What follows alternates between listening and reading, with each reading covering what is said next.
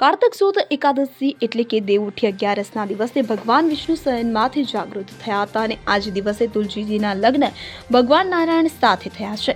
ત્યારથી દર કાર્તક સુદ અગિયારસની દિવસે તુલસી વિવાહ મનોરથ ઉજવાય છે। ત્યારે સુરત શહેરમાં આવેલ મહેંદીપુર શ્રી મહેંદીપુર બાલાજી મંદિરમાં ગતરોજ 2 નવેમ્બર 2025ને દિવસે એકાદશી ઉત્થાપન 75 તુલસીના છોડ માટે સમૂહ લગ્ન સમારોહ યોજાયો હતો। કાર્યક્રમ સુરત શહેરના ન્યૂ સિટી લાઇટ ખાતે મહેંદીપુર બાલાજી મંદિરના પરિસરમાં આયોજિત કે જેમાં સવારે એકાદશીની પૂજા બાદ બપોરે ફળાહારી ભોજન કરાયું હતું, જે બાદ બપોરે શાલિગ્રામની જાન અને સાંજે તુલસી વિવાહ યોજાયો હતો। ત્યારબાદ સાંજે ફળાહારી ભોજન કરાવાયું હતું અને બીજા દિવસે સવારે હવન અને પૂજા સાથે કાર્યક્રમની પૂર્ણાહુતિ કરવામાં આવી હતી।